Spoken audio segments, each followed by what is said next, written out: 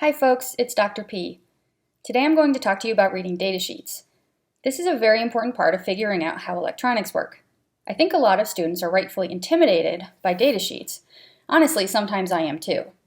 There's a lot of really good information packed inside. The key is to learn how to find the information that you want without getting overwhelmed by the parts of the datasheet that you don't understand. Also, remember that every time you read one, they're going to look less scary and you'll get a little bit more from them every single time. I'm going to go over a couple of different datasheets for parts that are kind of diverse. This allows us to see the full spectrum of information that can be gleaned from them. I'm not going to go into everything. There are parts of datasheets that even I don't fully understand. The datasheets that I will discuss in this video are for the 7408 AND gate, 7447 4849, BCD to 7-segment decoder, 74112, JK flip-flop, 74190 191, BCD or 4-bit binary counter, and the 74283, the 4-bit adder. One thing that we find common to all datasheets is the part number or part numbers. Sometimes a datasheet is specific to one chip. Sometimes the datasheet is more generic and pertains to many different chips. The AND gate datasheet, for example, is specific to the 74LS08. It does not cover any other type of AND gate, although we have learned in digital systems that the pinout diagram for all chips that start with 74 and end with 08, regardless of the letters in between, are the same. However, the exact electrical characteristics and timing of each flavor of 7408 chip is going to be different. So if I want to know how to wire up an AND gate, this datasheet will be fine if I have a 7408, 74HC08, 74LS08, or any other type of chip. But if I want to know exactly how much current, for example, is required to create a logical 1 or 0, then I need to make sure that my datasheet is for the exact chip that I want. The 7447 4849 datasheet, on the other hand, covers a wide spectrum of chips. Any one of the parts that are shown in the upper right are covered in this datasheet. This means I may need to pay some attention to exactly what I'm reading to ensure that it pertains to the exact chip that I have and want to work with. The name of the device is another common feature to datasheets. This may seem a bit unnecessary, but it is the first indication about what exactly our digital logic chip does. Actually, sometimes there's a lot of information packed into this title. The datasheet for the 7408 says, Quad 2 input AND gates, which means that each chip contains 4 AND gates, each of which has 2 inputs.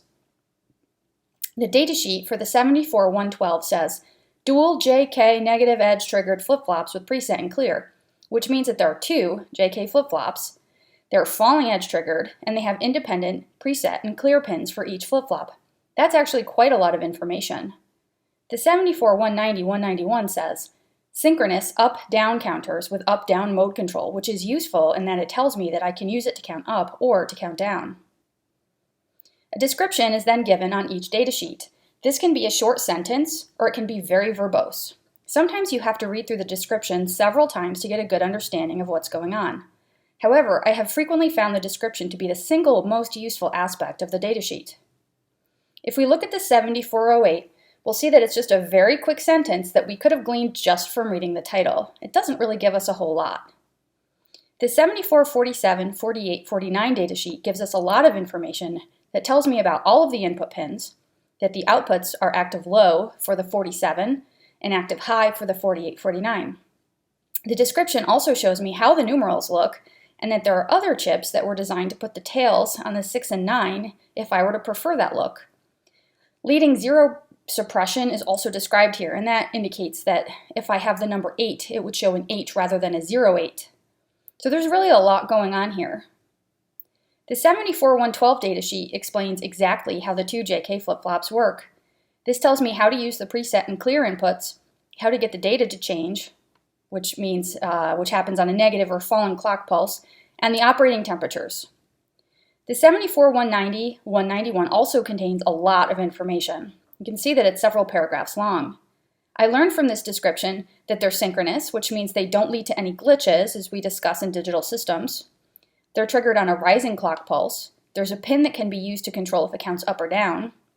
It tells me about possible errors that can occur if signals are sent at the wrong times. And it also explains to me the different ways that I can daisy chain these counters together in case I want to count to larger numbers. The 74283 also has a really good description. It tells me exactly what equation dictates the ordering of each bit. From this, I can tell that the bits labeled A4, B4, Sigma 4 are the most significant, and A1, B1, Sigma 1 are the least significant. This is very important to know when adding numbers together. It also gives me a few examples of addition in case the words in the description weren't clear. A pinout diagram is also a feature of datasheets. Again, we need to look closely and ensure that we are looking at the correct pinout diagram for the chip that we're using. The 74LS08 datasheet is so specific that there's only one pinout diagram that corresponds to the chip. Notice that it's detailed and also shows the ordering of the AND gates inside of the package. The 7447-4849 has 4 pinout diagrams. We need to carefully inspect and see which part number and chip architecture we need. Personally, I use the 7447 and 48 DIP chips, which means I'm interested in the pinout diagram on the upper left corner.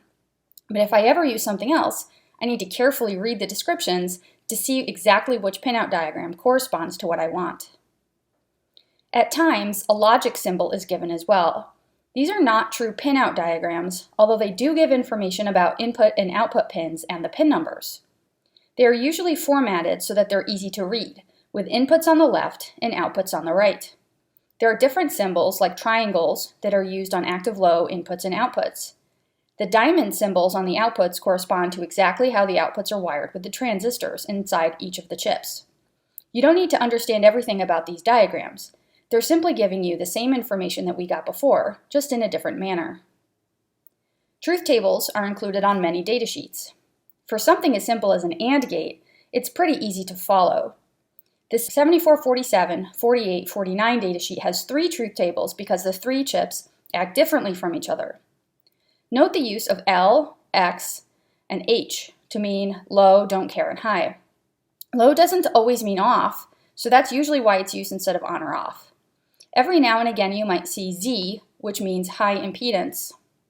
In a high impedance output, we're going to have no signal. It's like a float. There's not a 0 or a 1 present at the output. A chip that has a clock input also includes the transition that is used to trigger changes. The 74112 chip has down arrows, which is the 3rd or 4th place on the datasheet at this point that tells us that falling edges trigger changes in this device. Truth tables are not always included on a datasheet. The 74190-191 does not include one, and the 74283 only includes an example of a couple of different truth table lines in the description.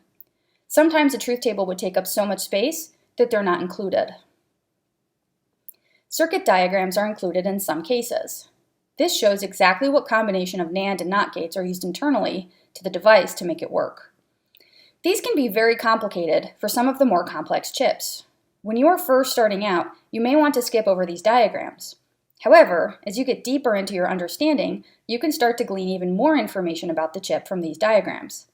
Again, they're not giving you anything new. They're just giving you the same information in a different manner.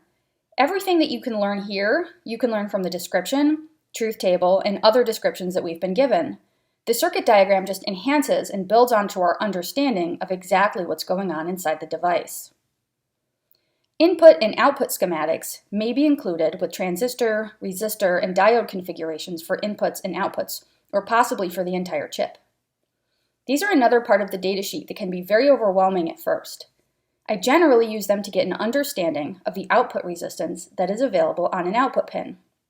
For example, consider the 7447-4849 datasheet. These are used to drive 7-segment displays, which require current-limiting resistors. If I look at the output of the 7447, I can see a couple of useful things. First, the output signal can only possibly be driven low, as it has no connection to VCC. Furthermore, there's no output resistance at all in this chip. This means 2 things. 1, I have to use a common anode display, and 2, I must include external resistors to limit the current. When I look at the 7448 output diagram, I see that there's a pull-up resistor, which means 1, I can use a common cathode display with this chip, and 2, the output resistance may be high enough that I don't need to include external resistors. It also explains why the 7448 chips cost twice as much as the 7447. Operating conditions and electrical characteristics are then provided in tabular form. there may be several tables if there are multiple chips covered on each datasheet. Each one is going to be slightly different. When do I look at this part of the datasheet? Because I use devices from the same logic families, I am already quite sure that they're compatible with each other. In the off chance that I might use a different family of chips, I would want to take a look at this section of the datasheet just to make sure the voltages and currents are compatible. Most commonly, I use this section to determine how fast I can clock different chips. For example, the 74112 has a maximum clock frequency of 30 megahertz. This is good to know. I'm probably not going to be clocking it faster than that with any of the hardware that I personally use. However, I have read datasheets that give maximum clock frequencies that were slower than what I was using as a clock, which gave me a good reason why my circuits weren't working. Timing diagrams are given for the chips that are clocked. Again, this may be beyond your reach at this point. I have to admit that I frequently ignore timing diagrams. However, on more complicated devices, I've used them to effectively troubleshoot issues that I was having with getting things to work properly. You never know what part of the datasheet is going to give you the exact information that you need to make things work. I want to show you a datasheet for a real-time clock chip, the DS1305, just to show you another feature of datasheets that you see for more complicated chips. This one includes a typical operating circuit diagram. I absolutely love these because they give me a good starting point for what I should be connecting to each pin. It shows me where to put external resistors, where to put my crystal, and which pins should interface with a microcontroller. This is just one example. Anytime you see those typical operating circuit diagrams, try them out and see what you get. Let's go through each of the datasheets individually just to see that they aren't so scary after all. The first datasheet that I want to talk about here is the 74LS08. I really like this datasheet because it's simple and all of the really important information is on the front page. We can see the part number, the name of the chip, description, pinout diagram, truth table, and even the logical function for it all on the front page. We also get information about the specific manufacturer of this chip. So that's what DM means in front of the 74LS08. It means Fairchild Semiconductors made it. This is a pretty short datasheet because there's not a lot to it. If we go inside, we see that there are the recommended operating conditions, electrical characteristics, and switching characteristics. So again, because this is only for the LS08 chip, there's only one table for this chip. If this covered multiple different chips, we might see that these tables took up several pages. Okay, so again, I'm only really going to be reading this if I'm interested in interfacing this with another chip. But as long as I'm using 7400 or 74LS chips, I'm pretty sure of that already. Possibly, I'm interested in how long it takes for a signal to change from a 0 to 1 and a 1 to a 0, in which case I'd read the switching characteristics. If we keep on reading through the chip, then we start to see the physical dimensions. Okay, so maybe this is useful, maybe it's not. Generally speaking, I tend not to even look at this stuff because it's not particularly relevant to what I'm interested in. So that's the 7408 datasheet. Here's the datasheet for the BCD to 7-segment decoders.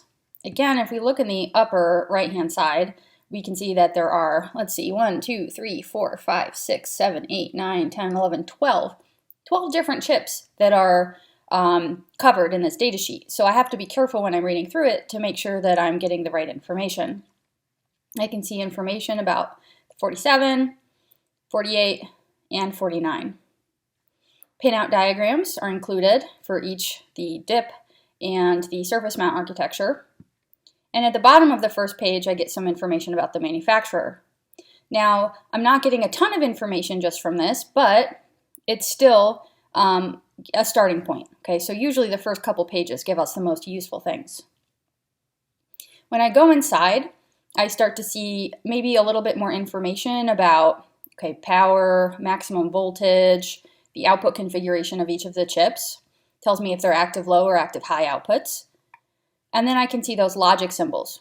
So this is it's not a pinout diagram, but it's giving me inputs and outputs, inputs and outputs, inputs and outputs.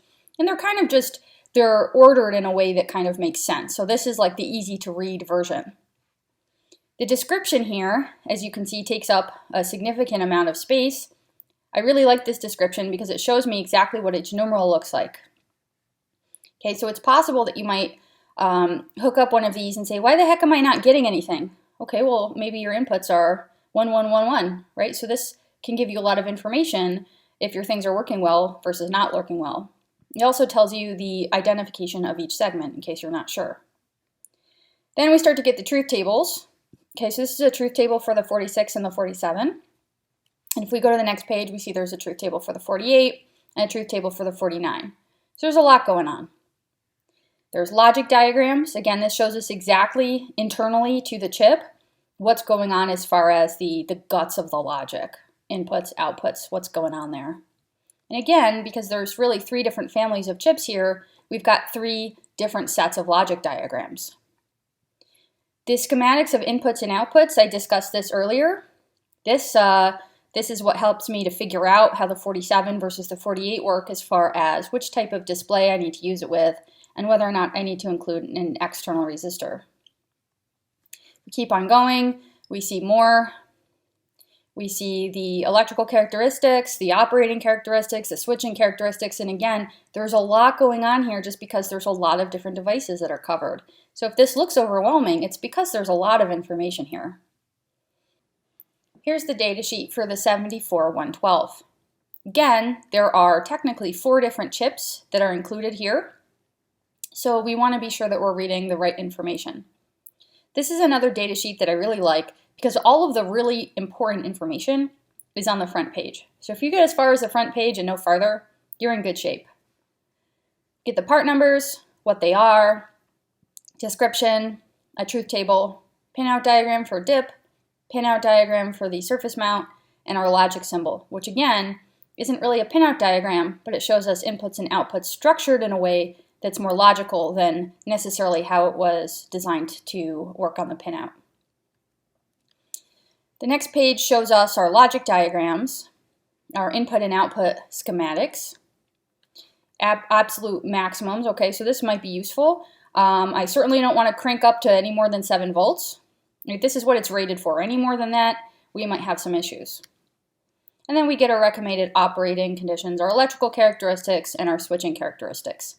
Okay, so here, sometimes if I want to get information about something that's clocked, I might just look at the units and see which ones are in units of megahertz. The clock frequency should go between 0 and 30 megahertz. Okay, so this is useful information for us. So sometimes I just kind of scan, hey, which thing is in the unit that I'm interested in, and I might kind of gloss over the things that I don't need. So again, there's a lot of different ways to find the same information on these data sheets. So it just becomes a function of how do I find specifically what I want to know. Here's the data sheet for the 74, 190, and 191. Again, this one covers 8 different chips, so we want to be careful that we've got the right one. The front page here is dominated by the description, which is several paragraphs long. When I see a description that's that long, it means I really ought to read the whole thing. Again, I've got pinout diagrams, so it's a nice first start, but we always want to kind of pay a lot of attention to the first page, but then kind of keep on looking and see if there's anything else useful. The next page shows our logic symbols. Again, this is just a schematic that's a little bit easier to read than a pinout because all of the inputs are on the left and all the outputs are on the right. This can be useful because honestly, sometimes I might not know what's an output and what's an input. It's not always completely clear. So this kind of helps in that case. Logic diagram again shows us exactly what's inside. And because there are 2 different chips, the 74, 190 and the 191, we want to make sure that we're interested in the one that's most relevant. This is a timed chip, so a timing diagram could be useful to me in case I want to see exactly what influence our inputs, clocks, the up and down signal, the chip enable, and so on has on our outputs. Okay, so this, again, might be too much information, but as you start to kind of get deep into how these things work, you might get a lot of useful troubleshooting information from this. Again, we've got one for the binary counter versus the decade counter, which is the 190 chip. Again, another important thing about this data sheet is it tells me what's the difference between the 190 and the 191. The 74 190 counts from 0 to 9 and then stops. The 191 is a binary counter, so it counts from 0 to 15. Okay, that's a huge difference. And then again, we've got the operating conditions, the electrical characteristics. Again, I'm like, boop, okay, megahertz. Look at that, the maximum frequency I can use is 20 megahertz, right? So I just kind of scan real quick to see the information that I specifically want, which might pertain to the frequency. Input and output schematics, again, can be useful. Look, this has some resistance, okay, as opposed to that 7447 we saw earlier, which didn't have any. And again, because there's two different chips, there's going to be different output characteristics depending on which one we're looking at. We've got more timing diagrams here. Okay, so it tells us how long does it take for us to go from a 0 to a 1 or from a 1 to a 0. A little bit more timing diagrams. There's a lot going on. And then again, we've got more physical parameters. And then, you know, the legalese at the end of a data sheet. The last data sheet that I talked about in this video is that of the 74-283. And again, this is specific to the 74LS-283. So maybe I want to make sure, if I'm interested in exact voltages and currents, that I am looking at that specific chip. Okay, I've got the manufacturer. I know exactly what it is. Oh, cool. This fast carry also tells me that it's probably going to be faster than a ripple carry adder. Got my description, pin names. Okay, that's kind of different. My Pinout Diagrams, dip, and for the surface mount. And another thing I kind of like about this is it actually shows you what the different chips physically look like. Okay, so the plastic, ceramic, and then the different surface mount chips, if that's what I'm using. The logic diagram, again, is internal, but I kind of like here that package diagram, right, where the inputs and then the outputs are kind of given. It's a little bit different here than it is for other data sheets. Our maximums, our operating ranges, okay, our functional description, if you notice, this is why I use this data sheet. It's very different from the other ones. We kind of had to go several pages in to even find the functional description. Okay, so don't always just look at the first page and then give up. Sometimes what we want, it might be a couple pages in. Then we get our characteristics or voltages, things like that. And then at the last page, we get our propagation times and some timing diagrams. All right, folks, I hope this helps you to feel less scared when you look at a data sheet. I hope it helps you to kind of pinpoint what you want to know, how to find it, and how not to be overwhelmed by the things in a data sheet that you don't understand. Data sheets are always going to be your best resource for learning how things work. I personally love tinkering with things. I love building new things. And the data sheet sometimes is the only reference that exists for me to even get a starting point on how to make things work. Not gonna lie, it can be frustrating, but it's always going to be your best resource. Until next time, stay well.